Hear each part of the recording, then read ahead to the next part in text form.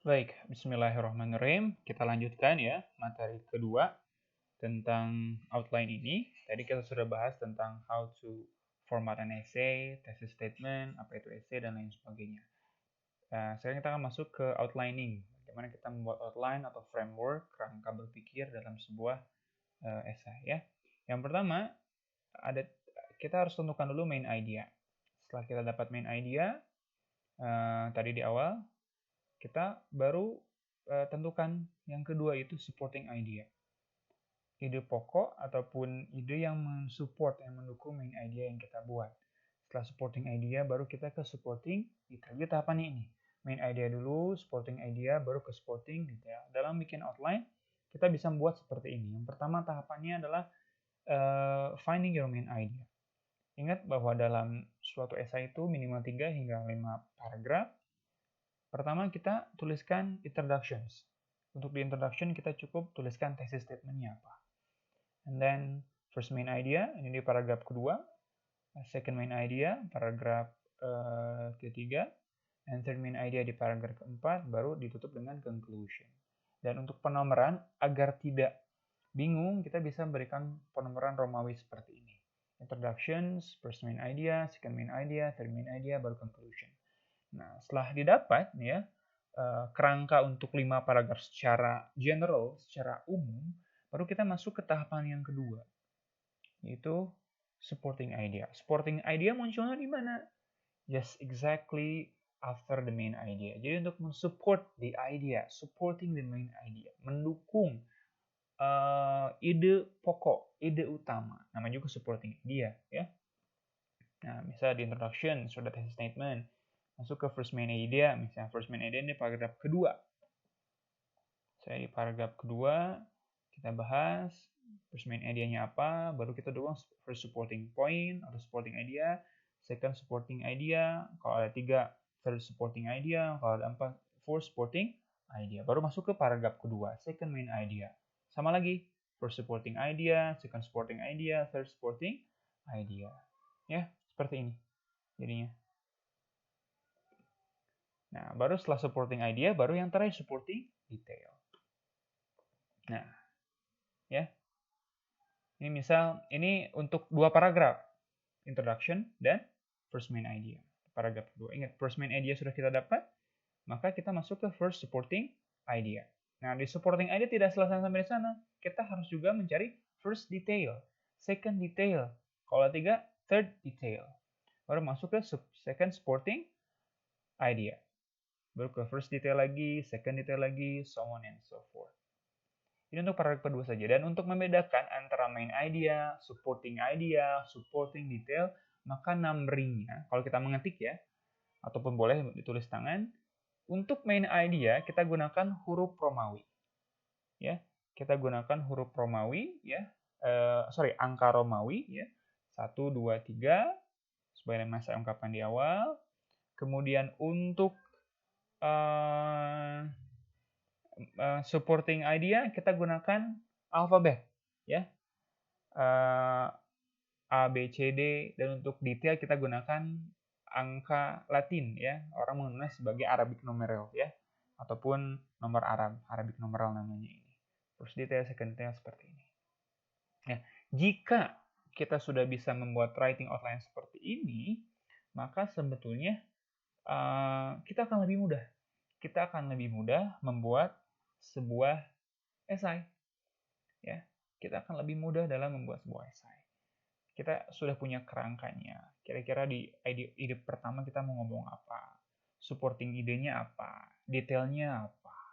Kemudian begitupun sama ya. Kalau ada supporting idea, detailnya apa yang pertama, yang kedua dan selanjutnya. Ini baru untuk 2 paragraf ya, paragraf pembuka dan paragraf isi ya atau main body di paragraf kedua. Dan polanya sama baik untuk second main idea, third main idea, fourth main idea, dan selanjutnya dan seterusnya. Ya, seperti itu.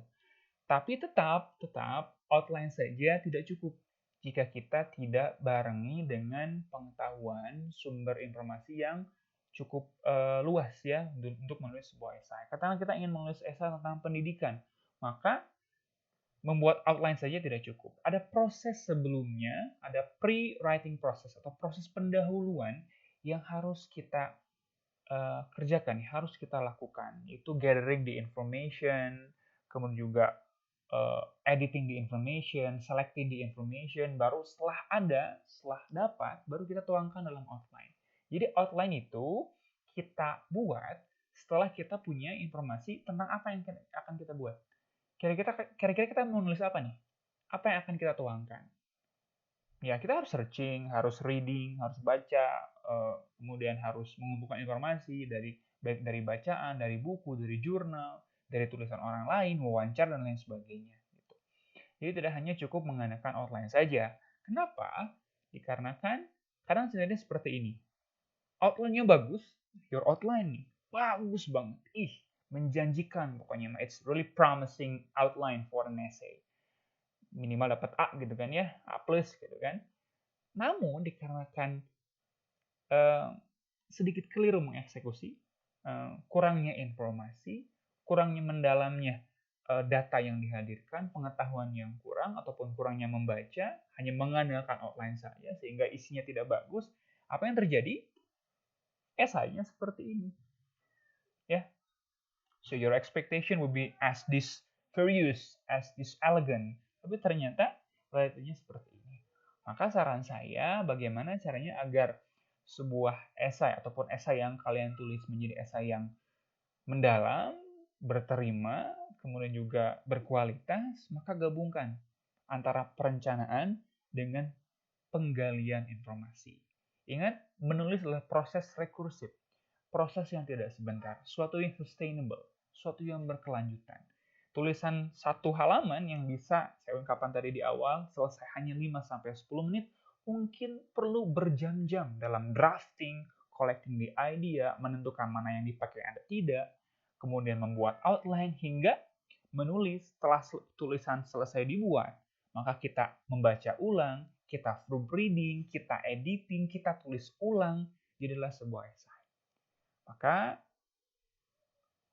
perhatikan baik-baik dalam proses yang cukup panjang ini dan nikmati prosesnya. Nikmati proses kalian menulis sebuah esai. Ya, karena akan ada perasaan yang berbeda antara kalian membuat esai dengan penuh proses dengan esai yang kalian jiplak dari orang lain. Ya.